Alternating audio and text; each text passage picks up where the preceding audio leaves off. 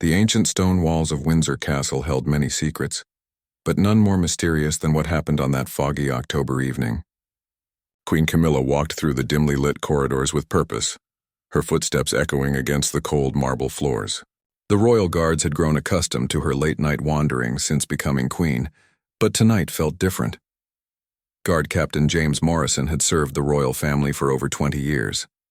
He had seen many strange things during his service, but nothing had prepared him for what he would witness that night. As he made his routine patrol through the East Wing, he noticed an unusual glow emanating from beneath the heavy oak door that led to the royal vault. The vault had been sealed for months following King Charles's coronation. It contained centuries of royal treasures, documents, and artifacts that few people had ever seen. Access required special permission and was always supervised by at least 3 senior staff members. Yet here was Queen Camilla, standing alone before the massive steel door that protected the monarchy's most precious secrets. Morrison crept closer, his training telling him to investigate any unusual activity around secured areas. Through a small gap in the stone archway, he could see the queen holding what appeared to be an ornate golden key. Her hands trembled slightly as she inserted it into an ancient lock that most people didn't even know existed. The lock clicked open with a sound that seemed to echo through the entire castle. As the vault door slowly swung open, a strange blue light spilled out into the corridor. Morrison had never seen anything like it. The light seemed to dance and move as if it were alive. Queen Camilla stood motionless for several moments, staring into the depths of the vault. Her face was illuminated by the mysterious glow, and Morrison could see an expression of both fear and determination in her eyes. What happened next would change everything Morrison thought he knew about the royal family. Queen Camilla stepped across the threshold and disappeared into the vault, leaving the heavy door slightly ajar behind her. The blue light continued to flicker and pulse, creating shadows that danced across the corridor walls like ghostly figures. Morrison knew he should report this immediately to his superiors, but something held him back. His curiosity had gotten the better of him, and he found himself drawn closer to the vault entrance. The air around the door felt different, charged with an energy he couldn't explain. He could hear faint sounds coming from within, not voices exactly, but something that reminded him of whispers or perhaps ancient music. The guard captain checked his watch. It was just past midnight. Queen Camilla had been inside the vault for nearly 10 minutes, and there was still no sign of her return. Protocol dictated that he should call for backup and investigate, but something about the situation made him hesitate. The blue light seemed to pulse in rhythm with his heartbeat, and he felt an overwhelming urge to step closer to the entrance. As Morrison approached the vault door, he noticed that the stone walls around the entrance were covered in symbols he had never seen before. They seemed to glow faintly in response to the light emanating from within the vault. These weren't decorative carvings or typical royal emblems. They looked ancient, possibly predating the castle itself. The temperature in the corridor had dropped noticeably since the vault was opened. Morrison could see his breath in the cold air, and frost was beginning to form on the metal fixtures along the walls. Whatever was happening inside that vault was affecting the very atmosphere around it. The guard captain pulled his coat tighter and continued to watch and wait. Suddenly, the blue light intensified, becoming so bright that Morrison had to shield his eyes. The whispers or music he had been hearing grew louder, more distinct. It sounded like voices speaking in a language he didn't recognize, possibly Latin or something even older. The symbols on the walls began to pulse more rapidly, as if responding to whatever was occurring inside the vault. Then, just as quickly as it had intensified, the light began to fade.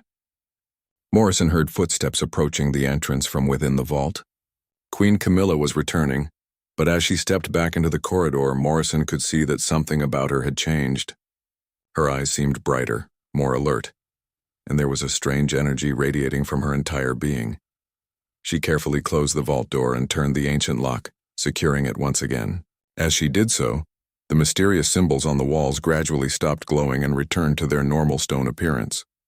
The temperature in the corridor slowly began to return to normal, and the charged feeling in the air dissipated. Queen Camilla stood before the sealed vault for several more minutes, as if collecting herself or perhaps processing whatever had just occurred.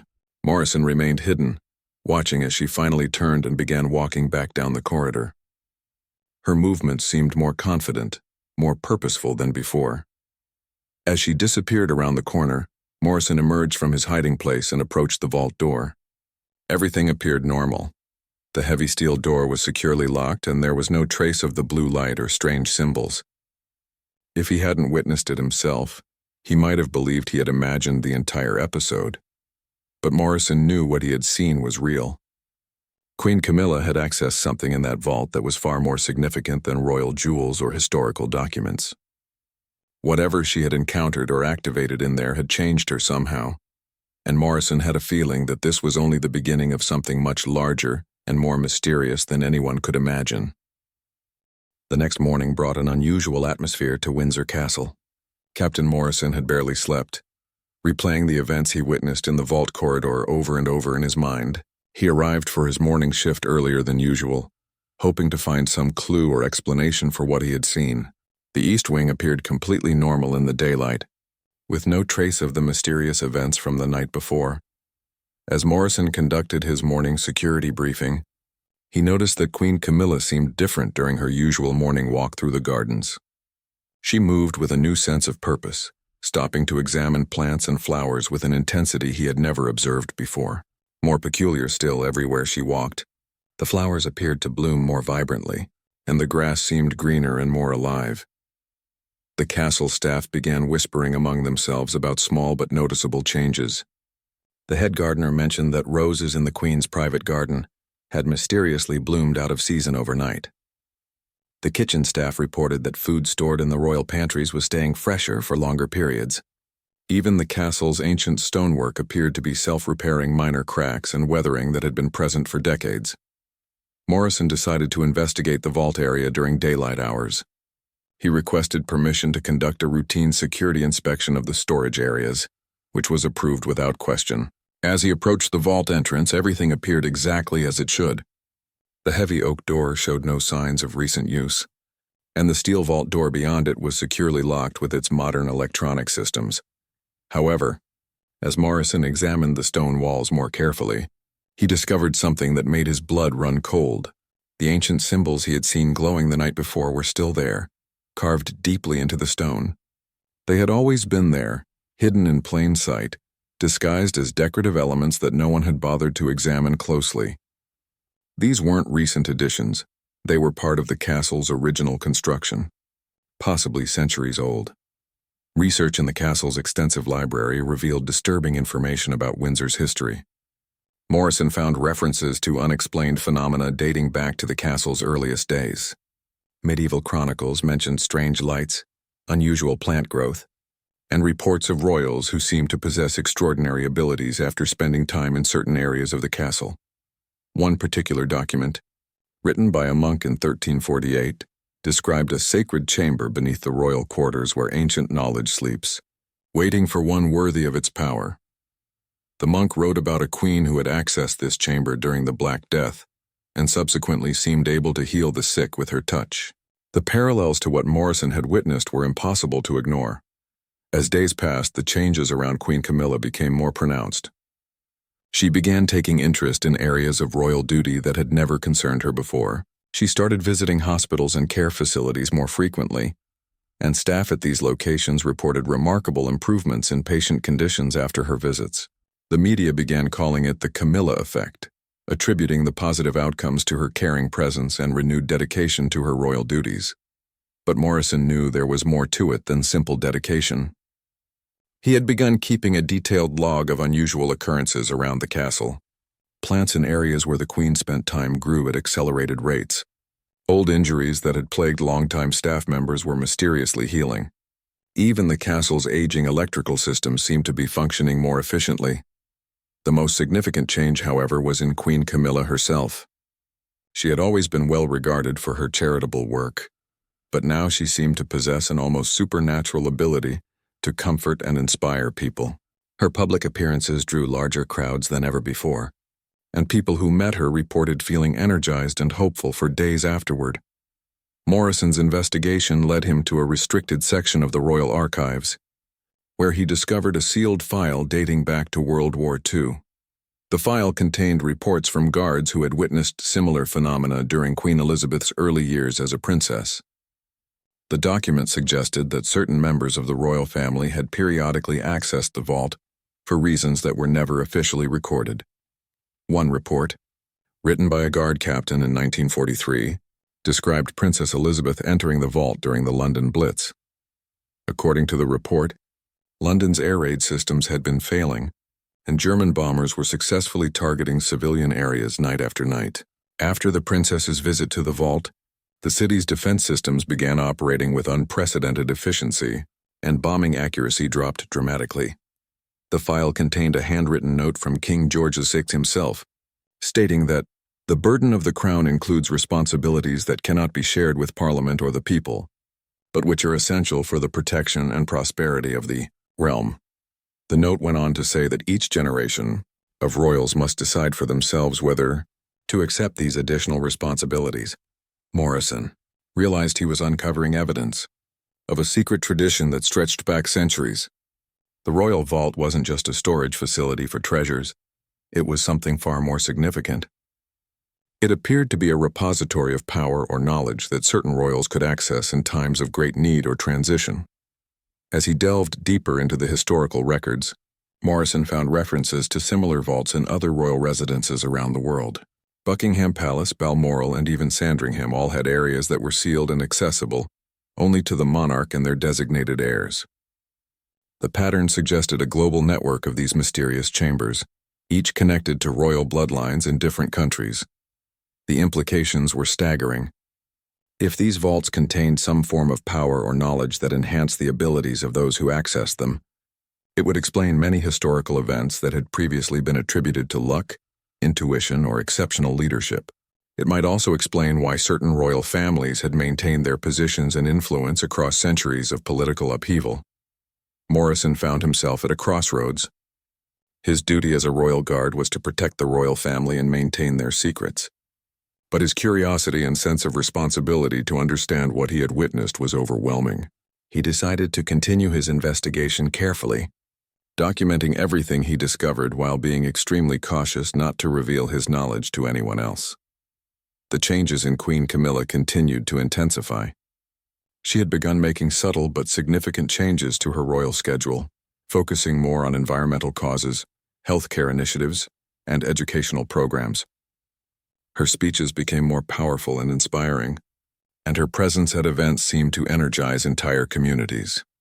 Morrison noticed that other members of the royal family were watching Queen Camilla with a mixture of admiration and concern. Prince William, in particular, seemed to be studying his stepmother's behavior with great interest, as if he were trying to understand something that had not been explained to him.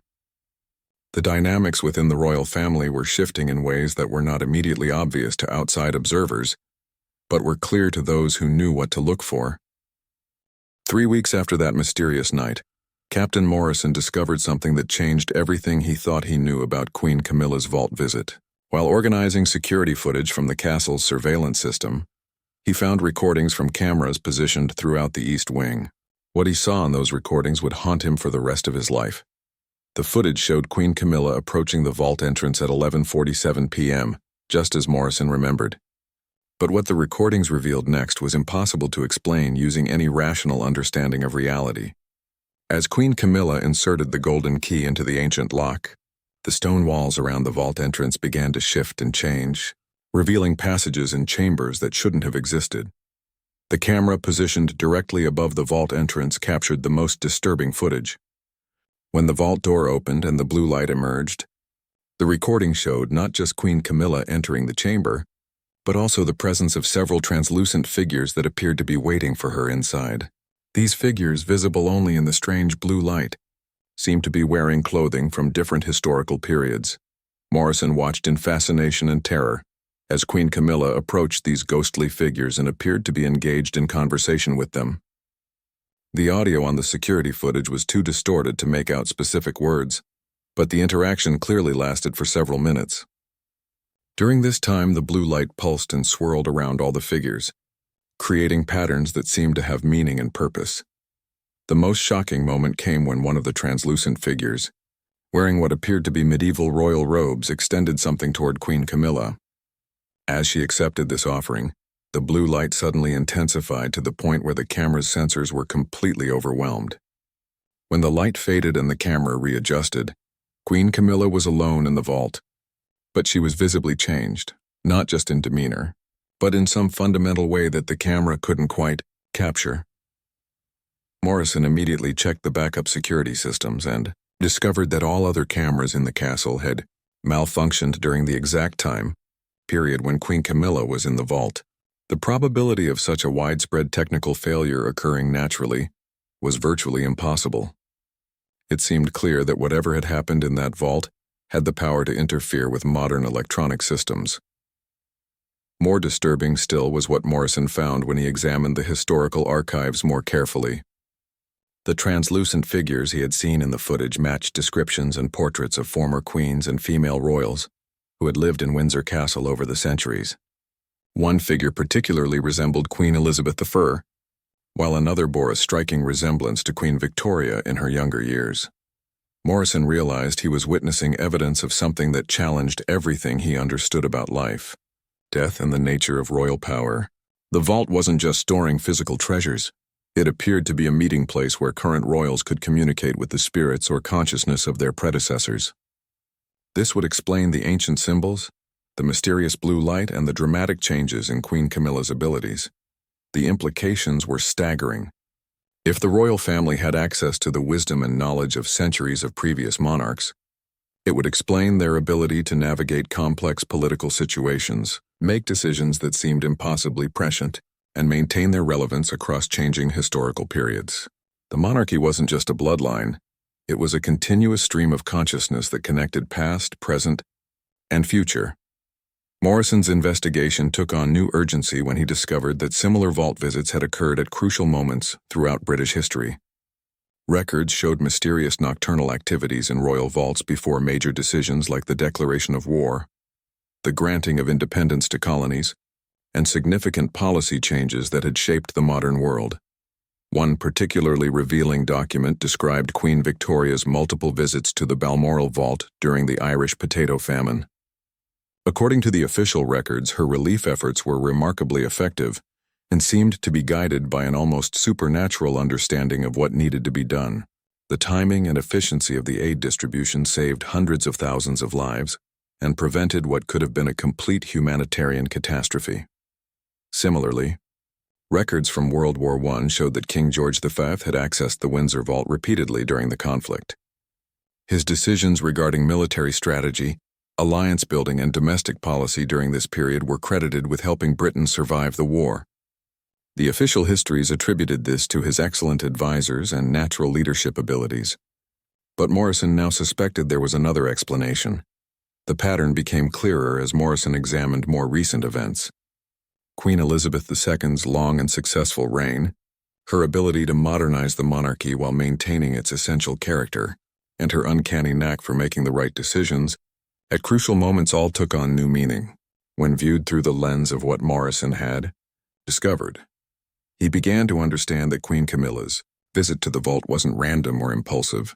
It was part of a carefully maintained tradition that ensured the continuity of royal wisdom and guidance. The timing of her visit, shortly after becoming queen consort, suggested that there were specific moments when this connection to ancestral knowledge became necessary or possible. Morrison's research revealed that access to the vaults wasn't automatic or unlimited. The historical record suggested that only certain individuals could successfully make contact with the ancestral consciousness, and that the process required specific conditions, preparations, and perhaps most importantly, genuine need or crisis. Queen Camilla's visit had occurred during a time of significant global uncertainty and challenges facing the monarchy. The changes in Queen Camilla's behavior and abilities now made perfect sense to Morrison. She wasn't just drawing on her own experience and instincts. She had access to centuries of royal wisdom and knowledge. This explained her increased effectiveness in her royal duties, her improved ability to connect with people, and the almost magical positive effects that seemed to follow in her wake.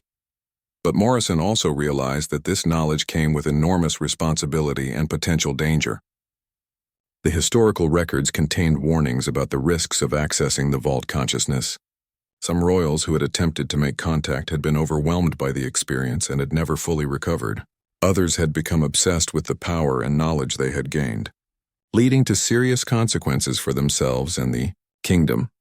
One particularly sobering account described a minor royal in the 18th century who had gained unauthorized access to a vault and had emerged claiming to be receiving direct commands from deceased monarchs. His increasingly erratic behavior and demands for political power had ultimately led to his imprisonment and exile. The incident had resulted in additional security measures and restrictions on vault access that remained in place to this day. Morrison understood that he was now in possession of information that could destabilize the monarchy and potentially change the world's understanding of royal power and legitimacy. The question was whether he should reveal what he had discovered or continue to protect the secret that had been maintained for centuries. The weight of this decision was becoming unbearable, and he knew he would soon have to choose between his duty as a guard and his responsibility as a citizen. Morrison's world changed completely when he discovered he wasn't the only one who knew about the vaults. On a rainy Thursday morning, as he was reviewing his security reports in his office, he found an unmarked envelope on his desk. Inside was a single photograph that made his blood freeze. It showed him hiding in the corridor, watching Queen Camilla enter the vault that night. The photograph had been taken from an angle that no security camera could have captured. Someone else had been there, watching both Queen Camilla and Morrison himself. Attached to the photo was a handwritten note that simply said, "Library, 3rd floor, astronomy section, tomorrow at noon. Come alone." Morrison spent the entire day in a state of anxiety and confusion. Who had taken the photograph? How long had they been watching him? Were they a threat to Queen Camilla or to the royal family's secrets? The possibilities ran through his mind constantly, making it impossible for him to focus on his regular duties. The next day, Morrison arrived at the specified location 15 minutes early. The astronomy section of Windsor Castle's library was rarely visited, tucked away in a corner of the 3rd floor where dust motes danced in the afternoon sunlight. Ancient books about celestial movements and star charts lined the shelves, creating an atmosphere that felt both scholarly and mysterious. At exactly noon, Morrison heard footsteps approaching. He turned to see an elderly woman with silver hair and piercing blue eyes. She was impeccably dressed in a dark blue suit, and she carried herself with the confidence of someone accustomed to authority. Morrison had never seen her before, but something about her presence commanded immediate respect. "Captain Morrison," she said, extending her hand. "My name is Lady Margaret Thornfield. I believe we have much to discuss about what you witnessed 3 weeks ago." Morrison shook her hand cautiously. "I'm not sure what you're referring to, Lady Thornfield." She smiled and pulled out the photograph he had received the day before. "Please, Captain. We both know why we're here. I've been watching the vault for nearly 40 years, and you've stumbled upon something that most people couldn't handle. But you've been handling it quite well, actually." Lady Thornfield led Morrison to a secluded reading area, surrounded by tall bookshelves. As they sat down, she began to explain her role in maintaining the royal family's most guarded secrets. She was part of an ancient organization called the Order of the Sacred Crown, a group of individuals who had been protecting and guiding the monarchy's supernatural responsibilities for over 800 years. "The vaults exist in royal residences around the world," Lady Thornfield explained. "They are connection points between our physical realm and what we call the Eternal Court, a gathering place for the consciousness of deceased royals who continue to guide and protect their bloodlines." Queen Camilla's visit was not spontaneous. It was carefully planned and supervised by those of us who understand these matters. Morrison listened in amazement as Lady Thornfield described the true nature of royal power. The monarchy wasn't just a political institution. It was a spiritual responsibility that connected the living rulers to centuries of accumulated wisdom and supernatural protection. Each vault was a sacred space where this connection could be maintained and strengthened. "But why was I able to see it?" Morrison asked. "If this is such a carefully guarded secret, why wasn't I prevented from witnessing what happened?" Lady Thornfield studied him carefully before answering. "Because you have the sight, Captain Morrison. It's a rare gift that allows certain individuals to perceive the supernatural elements of royal power. We've been watching you for some time, waiting to see how you would react to what you witnessed. Your response has been exactly what we hoped for." She went on to explain that individuals with the sight were sometimes recruited to help protect the royal family's supernatural secrets. Morrison's military background his years of loyal service, and his discretion in handling what he had witnessed made him an ideal candidate to join the Order of the Sacred Crown. The Order, Lady Thornfield revealed, had members throughout the royal household staff, the government, and various institutions around the Commonwealth. They worked quietly to ensure that the monarchy's supernatural responsibilities could be fulfilled without public knowledge or interference. They also protected the royal family from supernatural threats that ordinary security forces couldn't handle. Morrison learned that Queen Camilla's visit to the vault had been prompted by a series of concerning events around the world. Climate change, political instability, and social unrest were creating conditions that required the intervention of the Eternal Court. The ancestral royals had provided guidance on how to address these challenges, but implementing their advice required careful coordination and supernatural enhancement of Queen Camilla's natural abilities. "The changes you've observed in Her Majesty are intentional," Lady Thornfield explained. "She has been chosen by the Eternal Court to serve as a conduit for their guidance during these difficult times. Her enhanced abilities will help her inspire positive changes that will benefit millions of people around the world." But the Order also faced significant challenges. There were other organizations and individuals who sought to exploit or destroy the monarchy's supernatural power for their own purposes. Some foreign governments had their own supernatural advisors who viewed the British royal family as a threat. Others were simply power-hungry individuals who wanted to access the vaults for personal gain. Lady Thornfield showed Morrison intelligence reports describing attempts by various groups to infiltrate royal properties and gain access to the vault systems. These attempts had been unsuccessful so far, but they were becoming more sophisticated and persistent. The Order needed additional personnel with the right combination of skills and supernatural sensitivity to help maintain security.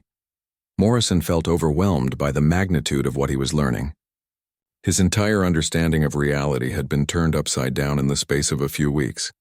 But he also felt a profound sense of purpose and responsibility.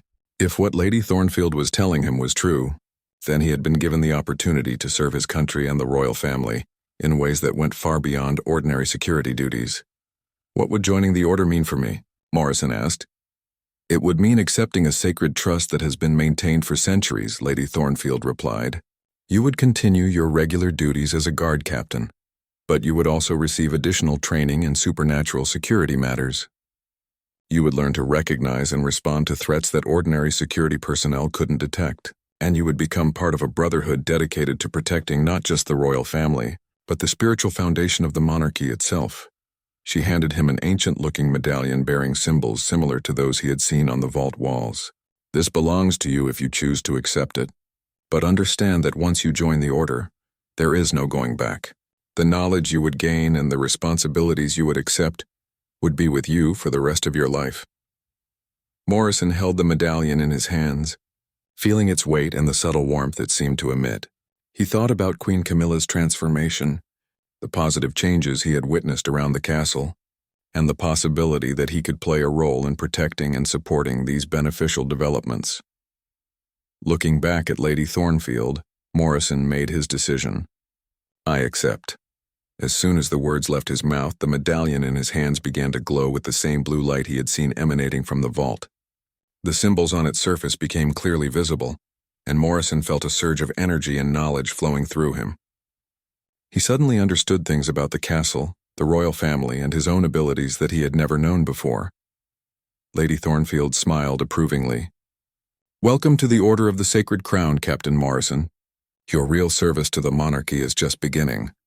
Morrison's training with the Order of the Sacred Crown began immediately. Lady Thornfield led him to a hidden chamber beneath the castle that he had never known existed, accessed through a concealed door behind a bookshelf in the library.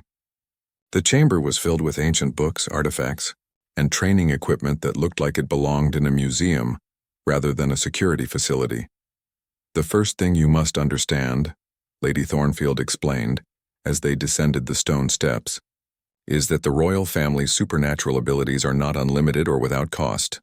Every time Queen Camilla uses the enhanced powers she gained from the Eternal Court, it depletes her energy and requires time to recover. Our job is to protect her during these vulnerable periods and ensure she doesn't overextend herself." The training chamber contained detailed maps of all royal properties, showing the locations of vaults, supernatural energy lines, and areas where paranormal activity was most likely to occur.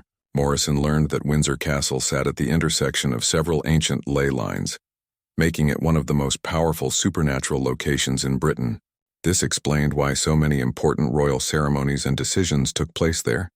Lady Thornfield introduced Morrison to other members of the order who worked within the royal household.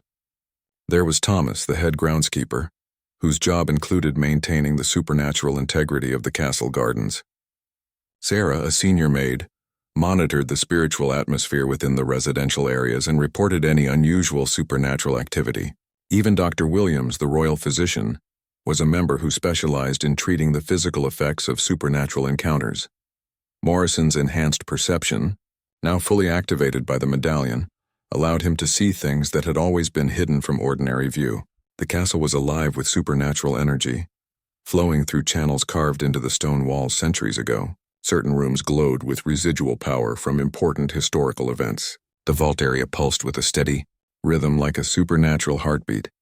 His first official assignment was to monitor Queen Camilla during her public appearances and watch for signs that she was drawing too heavily on her enhanced abilities. Morrison learned to recognize the subtle indicators: a slight tremor in her hands, a brief flicker in her eyes, or changes in the way she carried herself.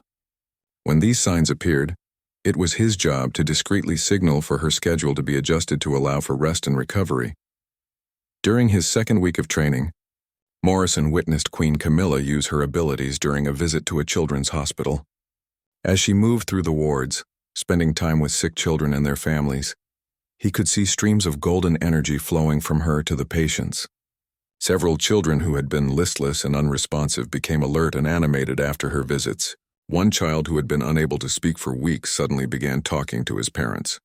But Morrison also saw the cost of these interventions. By the end of the hospital visit, Queen Camilla was visibly drained. Her enhanced perception showed him that her natural aura had dimmed significantly, and she was having difficulty maintaining her composure. The order members accompanying her quickly arranged for a private rest area where she could recover. Before continuing with her scheduled activities, Lady Thornfield explained that Queen Camilla was still learning to control her enhanced abilities and sometimes used more energy than necessary.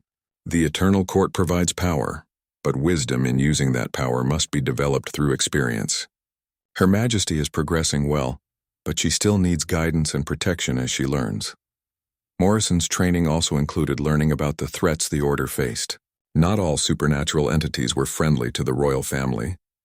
There were ancient spirits that resented the monarchy's power, foreign supernatural organizations that sought to undermine British influence, and individuals who had been corrupted by their exposure to supernatural forces and now worked against the order's goals. One of the most serious threats came from a group called the Shadow Parliament, composed of individuals who had gained supernatural abilities through forbidden rituals and dark magic. They sought to overthrow the legitimate monarchy and establish their own supernatural dictatorship. The order had been fighting this group for over 2 centuries, and the conflict had intensified in recent years. Morrison learned that several recent security incidents at royal properties had actually been supernatural attacks that had been successfully repelled by order members. Break-in attempts that had been attributed to common criminals were actually reconnaissance missions by Shadow Parliament agents. Technical malfunctions during royal events were often the result of supernatural interference that had been quickly countered by order personnel. The most disturbing revelation was that the Shadow Parliament had agents within the government, the media, and even some royal household staff. These individuals worked to undermine public confidence in the monarchy, leak sensitive information, and create opportunities for more direct supernatural attacks. Identifying and neutralizing these threats was one of the order's most important and dangerous responsibilities. Morrison's enhanced perception began, revealing suspected Shadow Parliament agents among people he interacted with daily. A junior security officer's aura showed signs of dark supernatural influence. A member of the kitchen staff had an unnatural coldness around her that suggested she was being controlled by malevolent spirits. A government liaison who frequently visited the castle carried artifacts that radiated malicious energy. Lady Thornfield taught Morrison how to protect himself and others from these corrupted individuals. The medallion he wore provided some defense, but he also learned to create protective barriers using focused mental energy and specific meditation techniques. More importantly, he learned to recognize when someone was attempting to use supernatural influence against him or the royal family. The training revealed that Queen Camilla's enhanced abilities had made her a primary target for the Shadow Parliament. They were actively working to corrupt or neutralize her connection to the Eternal Court, which would severely weaken the monarchy's supernatural defenses.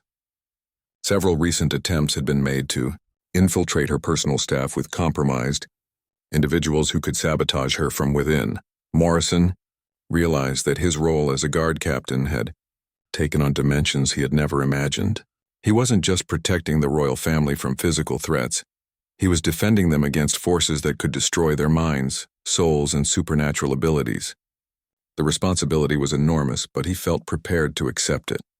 During his third week of training, Morrison participated in his first active supernatural defense operation. Intelligence had indicated that Shadow Parliament agents were planning to disrupt a major royal event by using dark magic to create chaos and confusion among the attendees. Morrison's job was to identify the agents and help neutralize their supernatural attacks. The event was a state dinner attended by international dignitaries and members of Parliament. As Morrison circulated through the gathering using his enhanced perception, he spotted 3 individuals whose auras showed clear signs of supernatural corruption.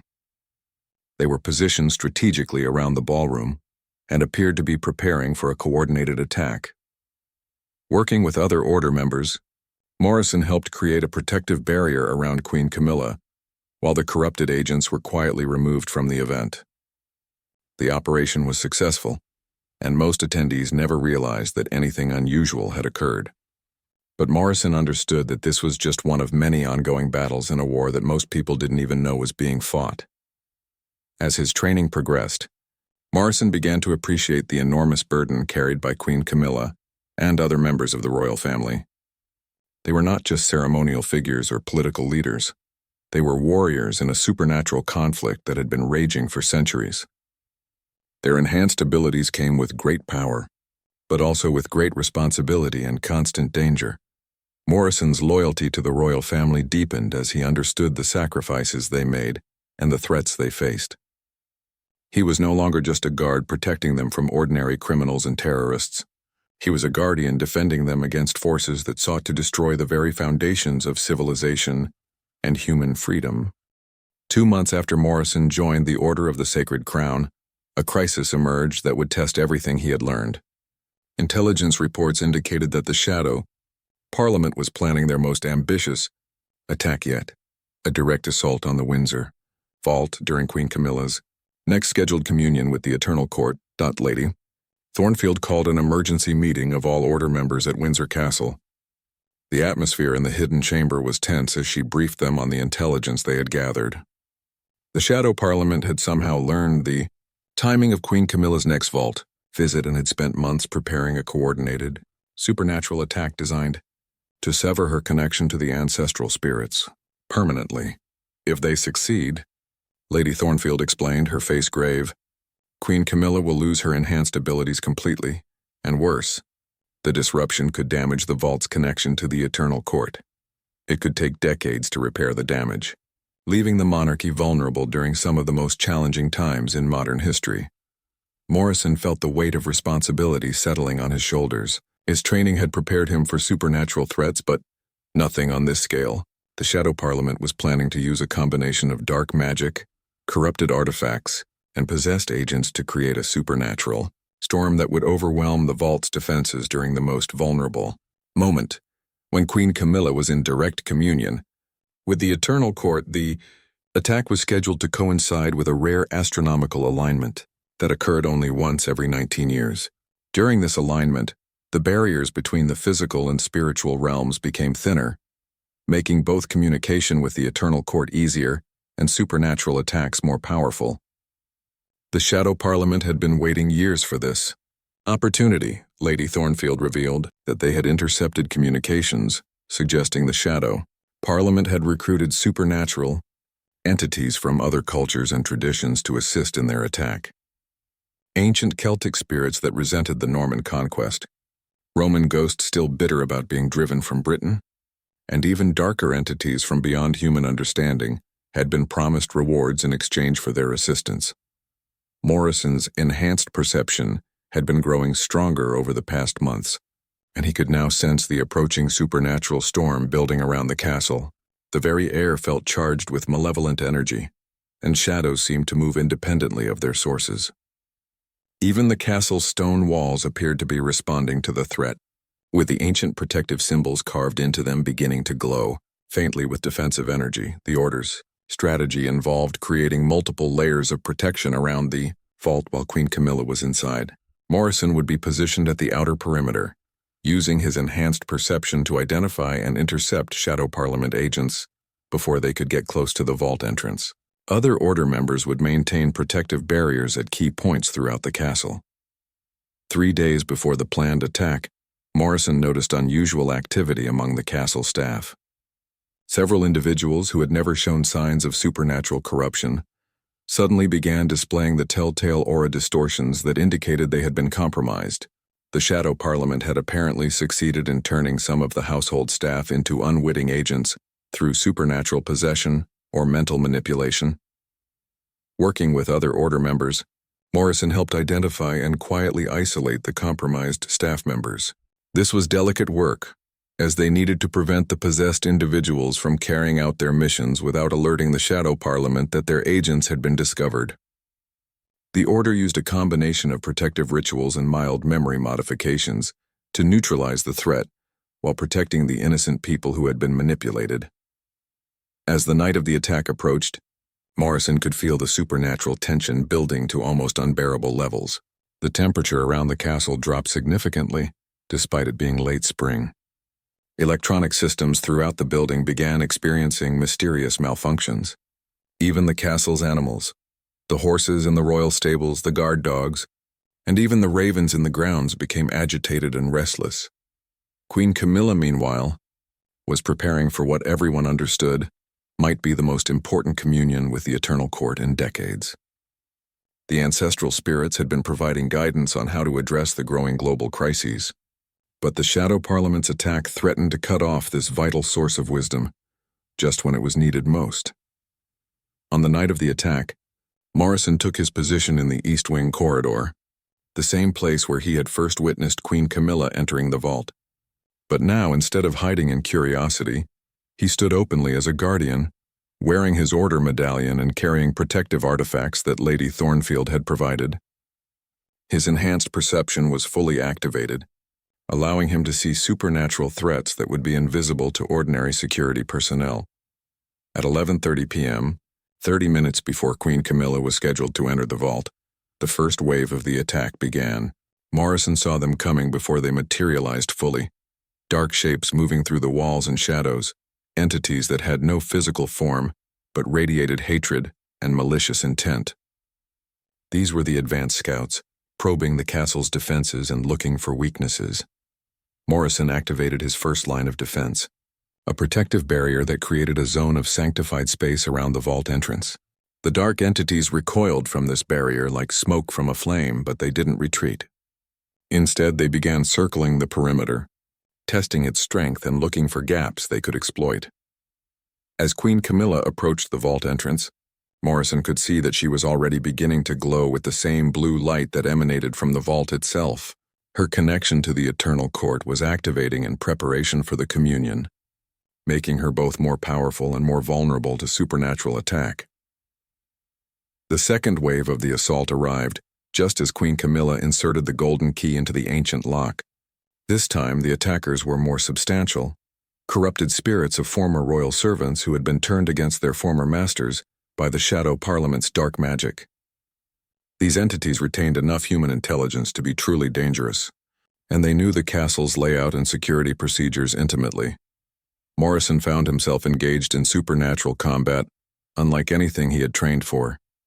Using techniques Lady Thornfield had taught him, he projected barriers of protective energy while simultaneously fighting off spiritual attacks that threatened to overwhelm his mind. The corrupted spirits attacked not just his body, but his memories, his loyalty, and his sense of reality itself. Through it all, Morrison maintained his position at the vault entrance, ensuring that nothing could interfere with Queen Camilla's communion. He could see her inside the vault, surrounded by the glowing forms of the Eternal Court, receiving guidance and power that would help her face the challenges ahead.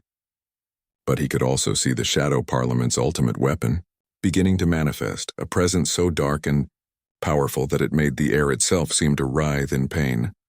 This was the moment Morrison realized that everything, his years of service, his discovery of the vault's secrets, his training with the Order, had been leading to this confrontation.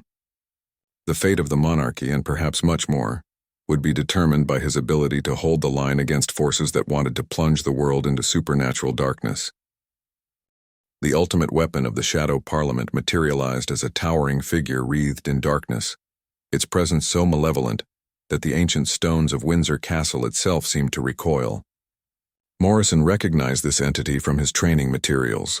It was called the Void King, a primordial force that had been imprisoned centuries ago by the combined efforts of multiple royal bloodlines. The Shadow Parliament had somehow found a way to partially free it and bend it to their will. As the Void King approached the vault entrance, Morrison felt every protective barrier he had established beginning to weaken. This entity didn't just attack physical or spiritual defenses, it consumed them, growing stronger with each barrier it destroyed. Morrison realized that conventional protective techniques would not be sufficient to stop this threat. In desperation, Morrison reached out through his Order medallion to other members positioned throughout the castle. He could sense Lady Thornfield in the North Tower, Thomas in the gardens, and Sarah in the residential wing, all fighting their own battles against Shadow Parliament forces. But their combined power was not enough to match the Void King's strength. That was when Morrison remembered something from his earliest training. Lady Thornfield had mentioned that in times of extreme crisis, Order members could temporarily channel the power of the Eternal Court directly, bypassing the usual royal intermediary. It was an extremely dangerous technique that could destroy the person attempting it, but Morrison realized it might be their only hope. As the Void King raised its arms to deliver a final assault that would shatter the vault's defenses, Morrison pressed his medallion against his chest and opened his mind completely to the Eternal Court. Immediately, he felt the consciousness of deceased royals flowing through him, not just British monarchs, but rulers from around the world who had faced similar supernatural threats throughout history. King Arthur's determination filled Morrison's heart. Queen Elizabeth's fierce intelligence sharpened his mind. The wisdom of ancient Celtic kings guided his actions. Most powerfully, he felt the presence of Queen Elizabeth II herself, who had only recently joined the Eternal Court and retained strong connections to the physical world.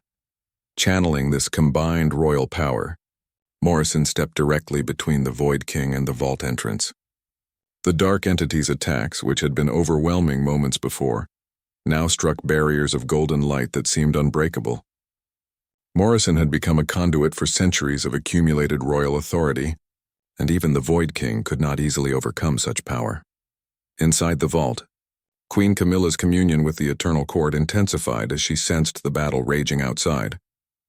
The ancestral spirits were providing her not just with guidance for future challenges, but with immediate power to help defend their sacred meeting place.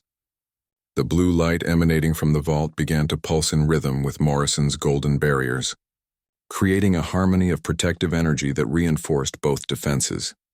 The Void King, realizing that its direct assault was failing, began to change tactics. Instead of attacking the protective barriers, it started targeting the foundation of the castle itself, trying to collapse the entire structure and bury the vault beneath tons of rubble. Ancient stones began to crack and shift as the entity's power worked to undermine 800 years of architectural stability.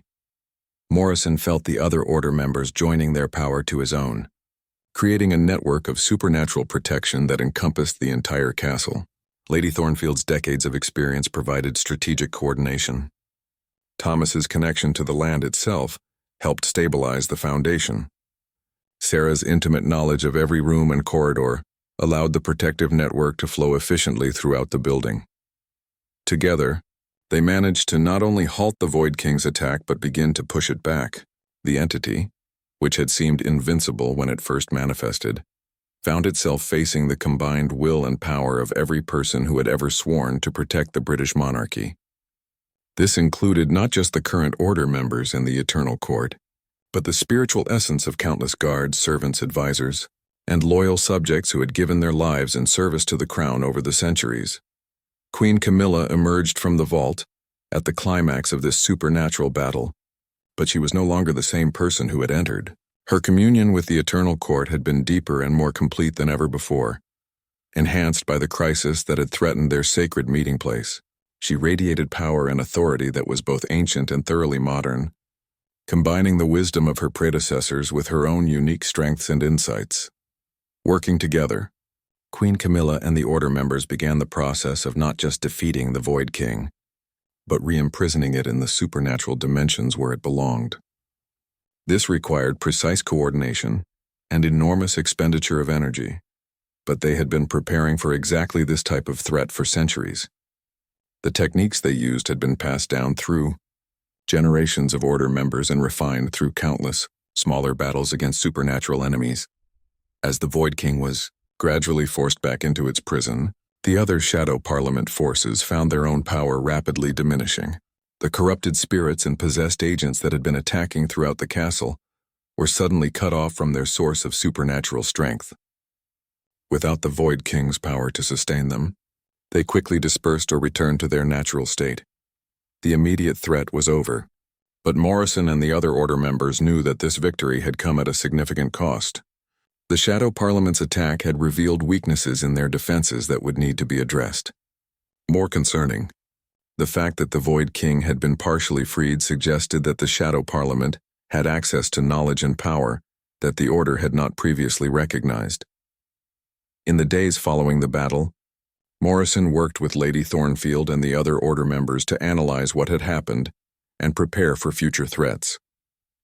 They discovered that the Shadow Parliament had been infiltrating supernatural organizations around the world, building a network of corrupted entities and compromised individuals that posed a global threat to legitimate royal authority everywhere. Queen Camilla, meanwhile, began implementing the guidance she had received from the Eternal Court during her communion. Her public appearances took on new dimensions of effectiveness, as she was now able to address not just the surface issues facing society, but the deeper spiritual and supernatural challenges that were contributing to global instability. Morrison realized that his role had evolved far beyond what he had originally imagined. When he first witnessed Queen Camilla entering the vault, he was no longer just a guard captain who had stumbled upon royal secrets. He was a key member of an ancient order dedicated to protecting humanity from threats that most people could not even comprehend. The medallion he wore had become permanently fused with his life force during the battle with the Void King, making him a permanent guardian with enhanced abilities that would serve the Order for the rest of his life. He had gained the power to see supernatural threats across great distances, to communicate directly with other Order members regardless of physical location, and to channel protective energy that could shield entire buildings from supernatural attack. As Morrison stood in the vault corridor where everything had begun, looking at the now peaceful entrance that had been the site of such epic battle, he understood that this was not an ending but a beginning. The Shadow Parliament's attack had been defeated, but it was only the first of many challenges that would face the Order in the years to come. Queen Camilla approached him as he completed his final security check of the vault area. She looked at him with eyes that now held centuries of royal wisdom, and Morrison could see that she fully understood the sacrifice he had made and the commitment he had accepted. "Captain Morrison," she said, placing her hand on his shoulder, "the Eternal Court has asked me to express their gratitude for your service tonight. You have proven yourself worthy to stand among the greatest defenders of the crown in our long history." Morrison felt the weight and honor of her words, but also the responsibility they represented. "Your Majesty, I will continue to serve to the best of my ability, whatever challenges may come," Queen Camilla smiled. And Morrison could see in that smile the combined warmth and strength of every queen who had ever ruled Britain. "I know you will, Captain, and with guardians like you protecting our sacred traditions, I have no doubt that the monarchy will continue to serve and protect the British people for centuries to come." As Queen Camilla walked away, Morrison took one last look at the vault entrance that had changed his life forever. The ancient symbols carved into the stone walls were glowing softly in the darkness, as they would continue to do for as long as the Eternal Court maintained its vigil over the realm.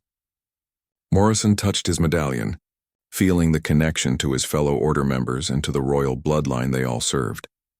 He had entered this corridor months ago as a simple guard captain curious about unusual activity. He was leaving it as a supernatural guardian entrusted with protecting the very foundation of British civilization. The transformation was complete, and Morrison was ready for whatever challenges the future might bring.